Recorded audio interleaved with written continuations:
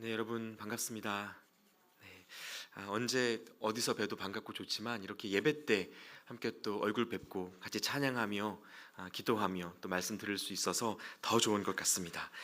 오늘도 우리의 예배를 받으시고 또 말씀하시고 신실하게 역사하실 그 하나님을 기대하는 마음으로 예배하는 시간 되시기를 바랍니다. 네, 오늘 우리에게 주시는 하나님의 말씀을 함께 나누겠습니다. 하나님의 말씀은 마가복음 1장 21절부터 28절까지의 말씀입니다. 마가복음 1장 21절부터 28절까지의 말씀을 저와 여러분이 교독하도록 하시겠습니다. 그들이 가버나움에 들어가니라. 예수께서 곧 안식일에 회당에 들어가 가르치심에 못 사람이 그의 교훈에 놀라니 이는 그가 가르치시는 것이 권위 있는 자와 같고 서기관들과 같지 아니함일러라.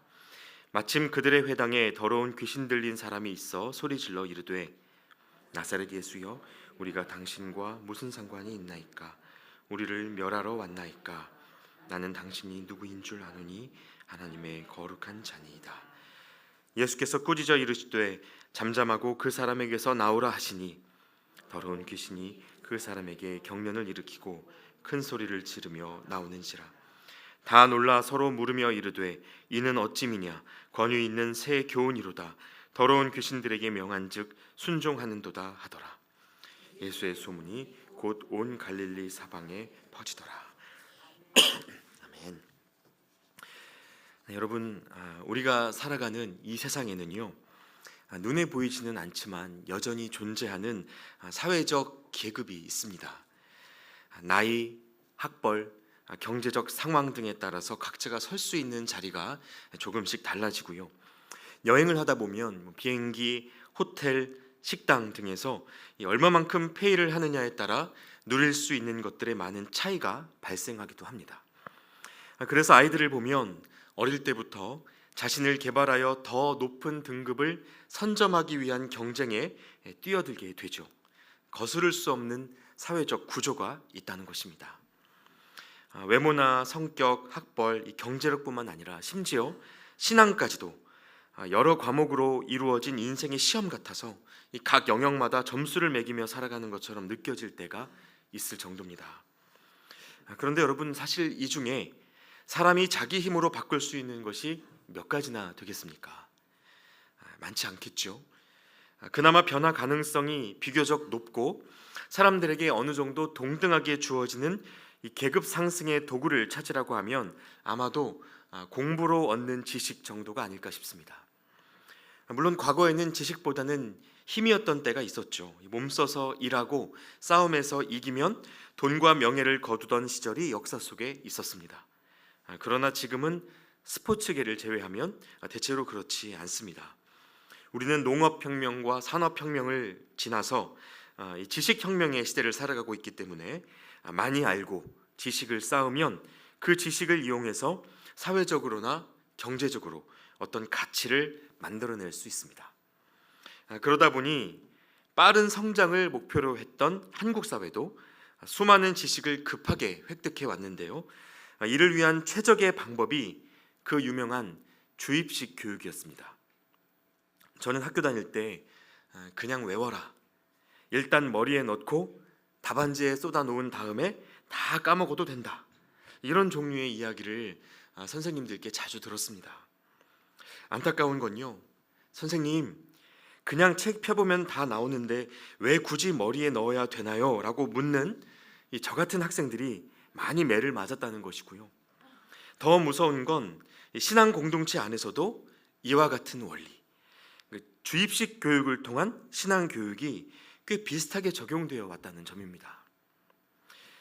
이 주입식 교육과 관련해서 여러분께 제가 신학 쪽 이 업계 비밀을 하나 좀 공개해 드리자면요, 저희 교단 신학교를 우수하게 들어가려면 역시 외워야 할 것들이 참 많이 있습니다. 특별히 성경 몇 장 몇 절에 무슨 내용이 있는지 아는 것이 참 중요합니다. 그렇게 외워야 할 내용이 너무 많다 보니까요, 이걸 일종의 시리즈로 묶어서 외우게 되는데요. 그 중에 오빠 시리즈라는 것이 있습니다. 오빠 시리즈가 뭘까요? 성경 각 권의 5장 8절을 외우는 방법입니다. 예를 들면 여러분, 이 로마서 오빠는 사랑이 많은 오빠입니다.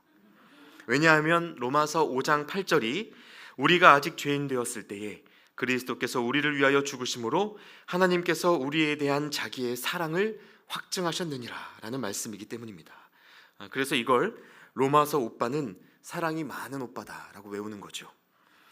아마 여러분 오늘 이 설교 내용을 다 잊으셔도요, 이 로마서 오빠 5장 8절 내용은 기억이 나실 겁니다. 또 한 가지, 이 신학교 시험에는요, 성경을 암송해서 적는 주관식 문제들도 있습니다. 예를 들어 창세기 1장 1절은 태초에 하나님이 천지를 창조하시니라입니다.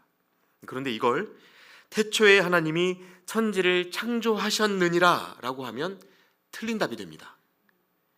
사실 여러분, 이것이 뭐가 중요하겠습니까? 천지를 창조하셨으므니다 라고 쓰든 창조하셨다 아이가 라고 쓰든 사실 내용에는 달라지는 게 전혀 없습니다. 그런데 이걸 다 답으로 인정하자니 기준이 없어지고, 기준이 없으면 평가가 되지 않겠죠. 창조하시니라 라고 정확히 써야 점수를 받습니다. 여러분, 이것이 세상에서 점수 받을 수 있는 지식의 어리석은 단면입니다. 그런데 여러분, 저와 여러분이 오늘 함께 읽으신 이 마가복음 본문 속에는요, 당시 유대 사회에서 최고의 지식으로 명예로운 자리에 오른 그 사람들의 모습이 나타납니다. 성경에서는 이들을 율법학자 또는 서기관이라는 이름으로 기록하고 있죠. 이들은 안식일이 되면 각 지역에서 종교와 문화의 베이스 캠프라고 할 수 있는 회당에 모여 말씀을 가르치는 일을 했습니다. 성경의 기록을 보존하고 또 전수하기 위해서 특별 교육을 받은 사람들이었기 때문에 성경 지식으로 따지면 이 목수였던 청년 예수가 따라잡을 수 없을 만큼의 엘리트들이었습니다. 그런데 오늘 말씀 21절과 22절에 보니까 이렇게 기록되어 있습니다. 예수께서 곧 안식일에 회당에 들어가 가르치심에 뭇 사람이 그의 교훈에 놀라니 이는 그가 가르치시는 것이 권위 있는 자와 같고 서기관들과 같지 아니함일러라. 예수님이 가르치시는 것이 율법학자들이 가르치는 것과 달랐고 특별한 권위가 느껴져서 모두가 놀라게 되었다는 것입니다. 그러니까 여러분, 이것은 서기관들이 늘상 하던 토라 낭독이나 율법 교육과는 분명히 다른 성질의 것이었음을 알 수 있습니다. 신학적 지식에 있어서는 이 서기관들이 빠지는 사람들이 아니었지만 예수님의 가르침에는 그것 이상의 능력과 생명력이 느껴졌다는 말입니다. 자, 그런데 이때 이것을 증명이라도 하듯이 본문의 상황을 극적으로 만드는 인물이 하나 등장합니다. 이 회당 안에서요, 갑자기 귀신 들린 사람 하나가 소리를 지르죠. 여러분, 24절 말씀을 다시 한번 보시겠습니다. 나사렛 예수여, 우리가 당신과 무슨 상관이 있나이까? 우리를 멸하러 왔나이까?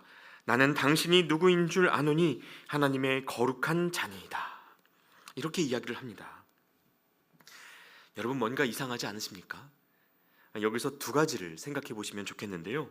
먼저, 하나님이 아닌 다른 영에 사로잡혀 있는 사람이 안식일 회당, 이 예배의 자리에 앉아 있었다는 것입니다. 처음 온 걸까요? 처음 왔는데 하필이면 예수님을 만난 걸까요? 상상해 보건대 언제든지 올 수 있었고 큰 불편함 없이 앉아 있었을 겁니다.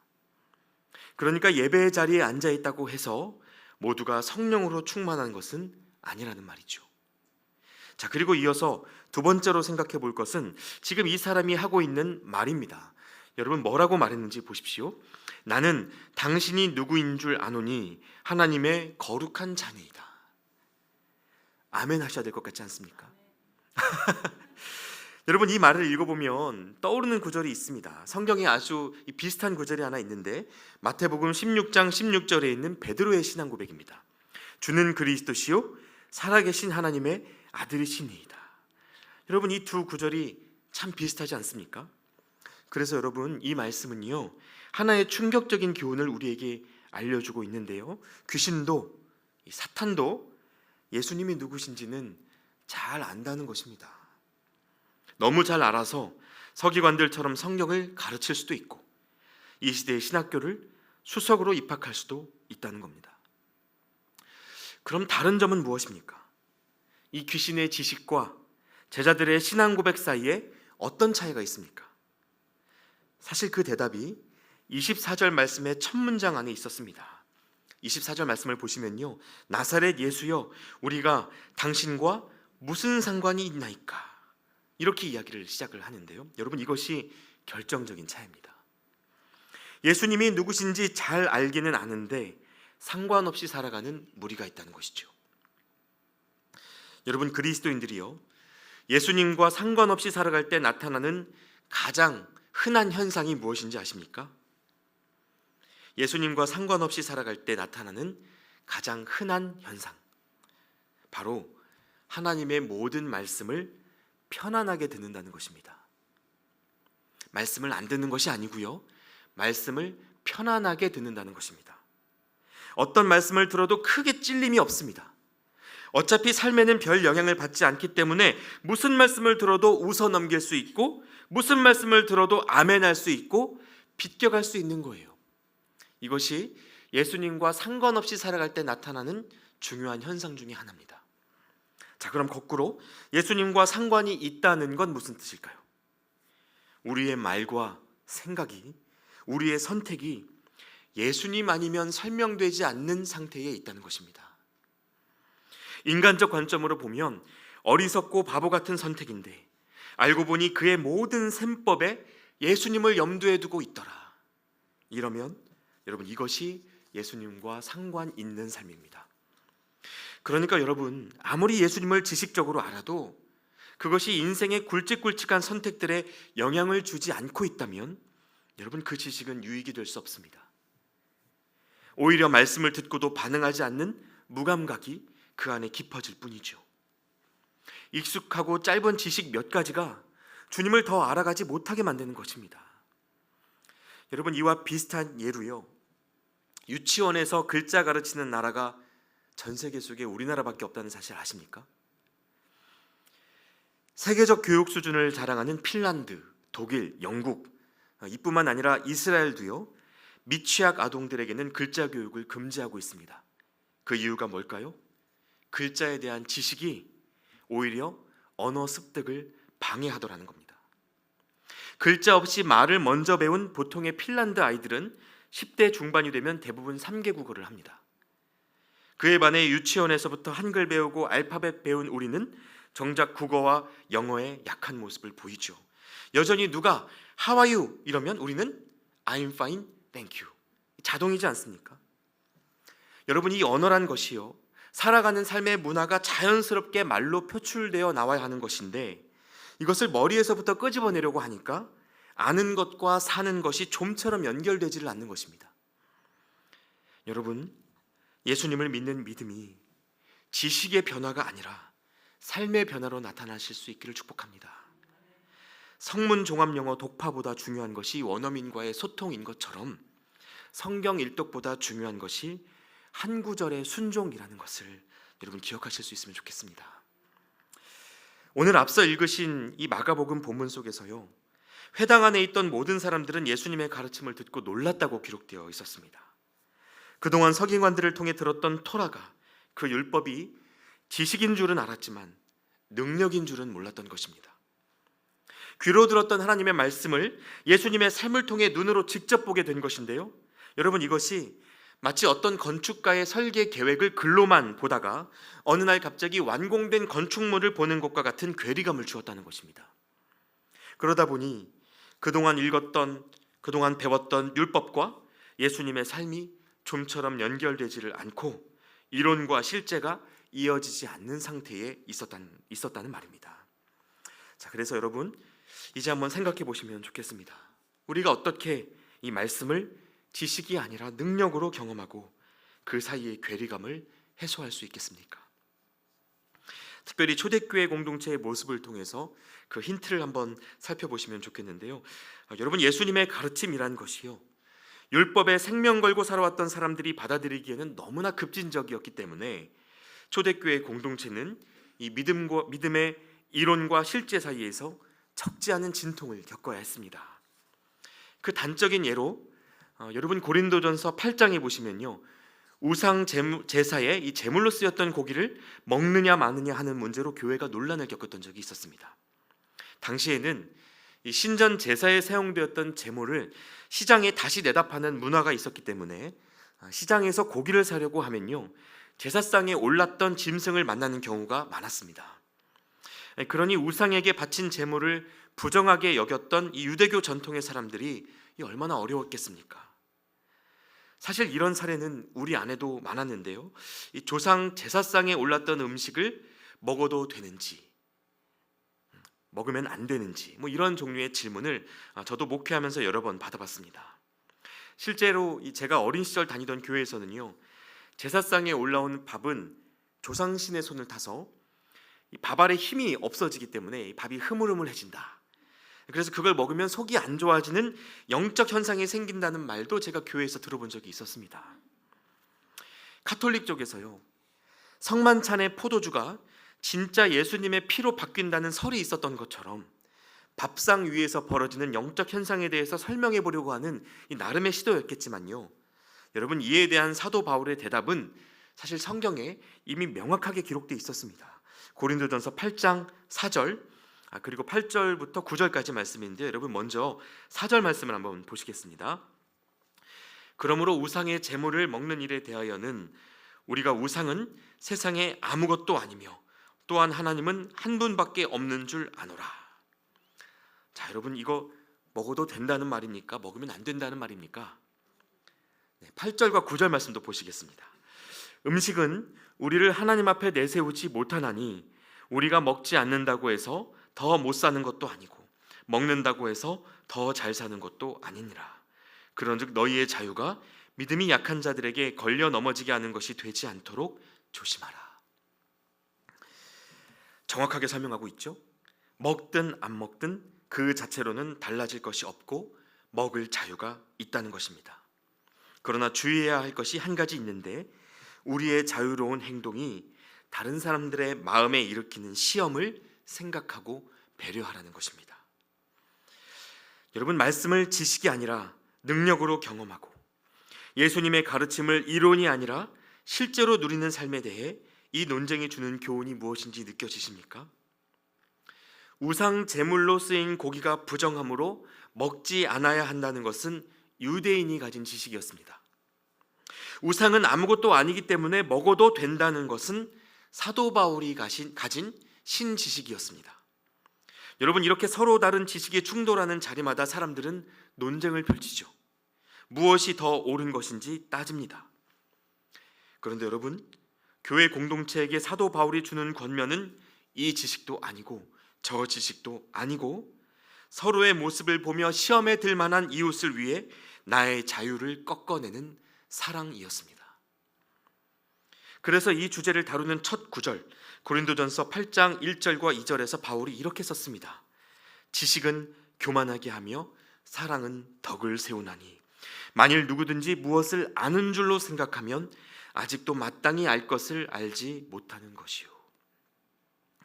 그러니까 여러분, 예수님을 따르는 삶에서 중요한 것은 무엇이 옳은가를 따지는 지식이 아니라 사랑 때문에 내 지식을 꺾어낼 수 있는 능력이라는 말입니다. 채점 기준이 바뀐 거예요. 주님은 정답을 맞추는 능력이 아니고 자기 정답을 포기할 수 있는 능력을 보시는 겁니다. 여러분, 여전히 많은 그리스도인들이 죄를 정의할 때 사람의 행위를 살펴봅니다. 옳게 여겨지는 행동의 기준을 세워두고 해야 된다 생각하는 일을 안 하거나 하면 안 된다고 여겨지는 일을 할 때 그것을 죄라고 판단합니다. 그러면 특별히 나쁜 짓 한 일이 없으면 회개할 것도 잘 떠오르질 않죠. 그러나 여러분, 이렇게 어떤 행위를 죄의 기준으로 삼는 것은 엄밀히 말해서 율법시대, 즉 구약시대의 죄를 판별하는 방법입니다. 이런 기준으로는요, 죄인과 같이 밥 먹는 예수님, 안식일에 밀 이삭을 꺾어 드시는 예수님, 상종할 수 없는 사마리아 여인과 1대1로 만나신 예수님의 스캔들이 못마땅해 보일 수밖에 없습니다. 정죄하게 되는 거예요, 예수님을요. 여러분, 주님이 십자가에서 죽으실 때 지성소와 성소를 가르는 휘장이 찢기고 모든 율법의 심판이 단번에 완수되었다고 성경은 증언합니다. 속죄의 제사는 더 이상 필요하지 않습니다. 예수님의 십자가 이후에 이 BC, Before Christ 시대와 AD, 아니오 도미니의 시대로 역사의 시간이 완전한 변화를 맞이하지 않았습니까? 여러분, 이것으로 인해 무엇이 거룩인지에 대한 정의도 완전히 바뀌어 버렸습니다. 구약시대의 거룩은 무엇입니까? 부정한 것, 죄인들을 가까이 하지 않는 분리가 거룩이었습니다. 만지지 않는 겁니다. 떠나는 거예요. 밖으로 내쫓는 겁니다. 이것이 그 시대의 거룩이었습니다. 그러나 십자가 이후 신약시대의 거룩은 무엇일까요? 분리되었던 죄인들 곁에 함께 머물 뿐만 아니라 그들을 위해 내 생명을 내어놓는 그 희생이 거룩이 되었습니다. 여러분, 이것은 엄청난 패러다임의 전환이고요, 안식일 회당에서 예수님의 가르침이 사람들에게 새로운 충격을 주었던 이유가 바로 이것입니다. 구약의 거룩은 분리이지만 오늘날 우리에게 거룩은 동행과 희생이라는 말입니다. 또 여러분, 이것을 거꾸로 생각해 보면요, 새로운 죄의 개념도 생각해 보실 수 있는데요, 구약 시대에는 분리되지 않고 섞이는 것, 즉 율법의 파괴가 죄였다면 신약 시대에는 동행하지 않고 희생하지 않는 그 메마른 마음, 그 관계의 파괴가 죄의 핵심입니다. 여러분, 이것을 이해하지 못하면 여전히 우리에게도 예수님의 십자가가 헛것이 됩니다.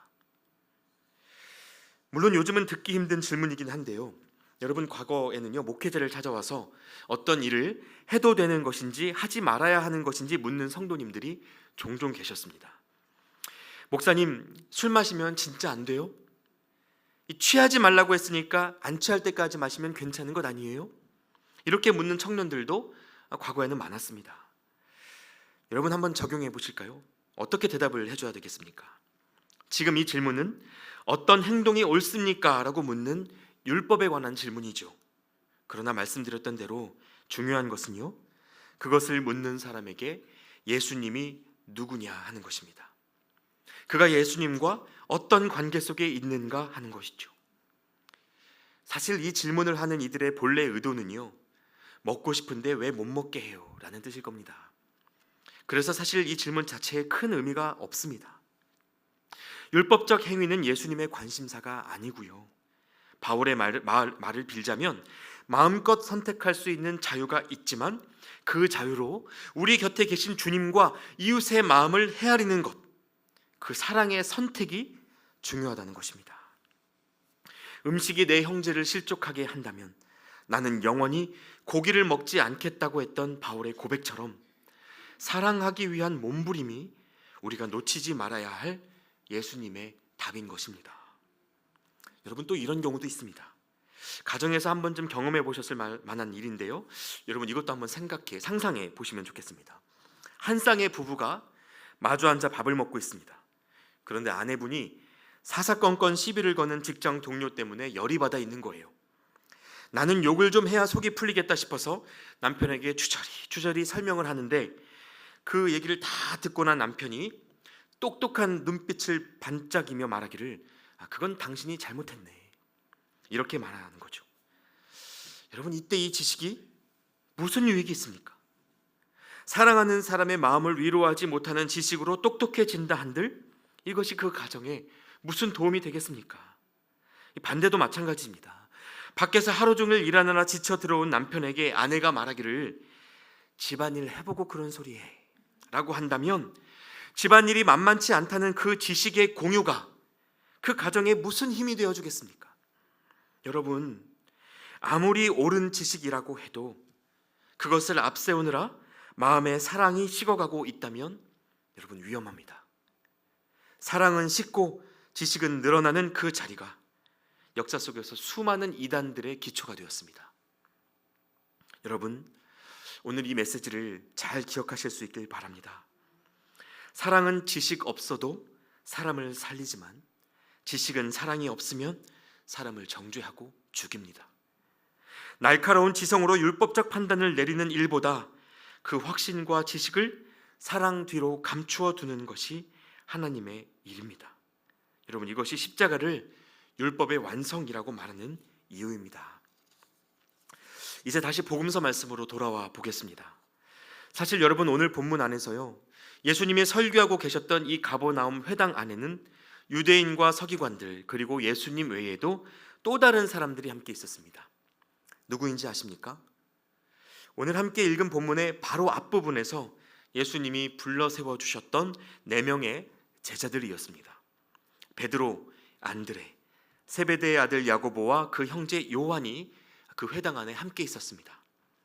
그러니까 이 4사람은요, 제자가 되자마자 이 가버나움 회당 안에서 예수님의 새로운 가르침을 듣게 된 것입니다. 이전에는 한 번도 들어보지 못했던, 상상해보지 못했던 그 교훈을 이들은 듣고 있었습니다. 잘 배우고 있었을까요? 지금으로부터 3년 뒤 이 세베대의 2 아들 야고보와 요한이 예수님의 보좌 우편과 좌편에 자신들이 앉기를 구했던 것을 생각해 보면요, 그렇게 잘 배우고 있었다고 말하기는 어려울 것 같습니다. 더군다나 예수님과 동거동락한 그 훈련 과정을 수제자로 이수했다고 하는 베드로마저도 예수님이 십자가에 죽으러 가시는 그 길을 막아서지 않았습니까? 체포당하시는 날 아침에 말고를 죽이겠다고 칼을 뽑아대는 데는 누구보다 빠르면서도 십자가로 올라가는 길을 멀찍이 따라가다 결국 돌아서 버렸던 것이 베드로였습니다. 그러니 2000년 전 제자들의 모습이나 오늘날 우리의 현실이나 별반 차이가 보이지 않는 것 같습니다. 그래서 여러분, 이제 오늘 말씀을 마무리하면서 예수님이 제자들을 부르실 때 어떤 삶을 말씀하셨었는지 조금 정확하게 기억해 보시면 좋겠는데요, 여러분, 예수님은 이 4명의 어부를 제자로 부르실 때 이런 표현을 쓰셨습니다. 익히 잘 아시는 구절이죠. 17절 말씀에 보시면 내가 너희로 사람을 낚는 어부가 되게 하리니, 사람을 낚는 어부가 되게 하리라 하시니, 이렇게 말씀을 하셨습니다. 그런데 여러분, 이 구절을 헬라어 원어로 보시면 이렇습니다. 화면에 잘 보이시는지 모르겠는데요, 헬라어로 할리에이스 안트로폰이라는 단어입니다. 그런데 여러분, 이 단어를 잘 보시면요, 사실 여기에는 낚는이라는 단어가 없습니다. 사람을 낚는 어부라고 성경에 번역이 되어 있기는 하지만 그 의미를 정확하게 해석하자면 이건 사람들의 어부라는 뜻이 되고요, 그래서 영어 성경에도 이 부분을 fishers of men, 사람들의 어부라고 기록을 하고 있습니다.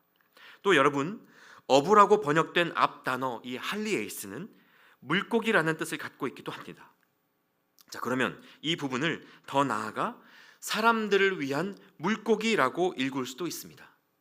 사람들의 어부라고 읽든 사람들을 위한 물고기라고 읽든 분명한 것은 이 구절이 우리가 알던 것과는 조금 다른 교훈을 주고 있다는 것이죠. 여러분, 어부는요, 물고기를 팔거나 먹는 존재입니다. 자기 생명을 위해서 물고기의 생명을 이용하는 사람입니다. 그러나 물고기는 먹히는 존재입니다. 자기 생명을 내어놓아 먹는 사람의 생명을 지탱하는 것이 물고기의 존재입니다. 여러분, 주님이 제자들에게 본을 보이신 삶이 바로 그런 것 아닙니까? 사람을 낚아 올려서 자기 배를 채우는 어부로서의 삶이 아니라 누군가를 위하여 내 생명을 내어주는 물고기로서의 삶이 주님이 제자들을 부르실 때 생각하셨던 그 삶이 아니겠습니까? 여러분, 오늘은 사순절의 첫날입니다. 오늘부터 주일을 제외한 40일간을 우리는 사순절로 지키고요, 우리를 위해 죽으신 주님의 고난을 묵상합니다. 사순절이 되면 어떤 교회들은 오늘처럼 재수요일이라고 불리는 이 첫날에 이마에 숫가루 재로 십자가를 그리면서 우리가 흙으로 돌아갈 존재임을 기억해 보기도 하고요, 금식과 절제를 위한 여러 가지 프로그램들을 통해서 하나님 앞에서 회개의 시간을 갖기도 합니다. 주님의 고난과 죽으심을 생각하면서 이 경건 생활에 좋은 기회들을 만드는 것이죠. 그런데 여러분, 우리가 사순절에 무엇을 하든지 간에 저는 그것이 그저 매해 찾아오는 어부들의 연간 이벤트가 되지는 않았으면 좋겠습니다. 예수님과 상관없는 자기 고행, 예수님과 상관없는 성경 암송, 이웃과 상관없는 나만의 금식, 여러분 이런 것들보다는 우리가 누구를 위해 부름 받았는지, 내가 누구를 위해 먹혀야 할 물고기인지를 생각하면서 예수님을 닮은, 그렇게 예수님과 상관 있는 시간을 살아가실 수 있으면 참 좋겠다 싶습니다. 여러분, 사랑과 희생 외에 우리가 예수님을 믿고 있다는 또 다른 증거는 결단코 없습니다. 스스로 지는 십자가, 이 자발적 권리 포기야말로 세상을 바꿀 수 있는 진짜 권위이고, 우리가 예수님을 바로 알고 있다는 유일한 증거가 된다는 말입니다. 바라기는 저와 여러분이 율법을 덮어내고도 남는 사랑으로 그렇게 살아계신 그리스도의 향기를 바라는 삶을 살아가실 수 있기를 우리 주님의 이름으로 축원합니다.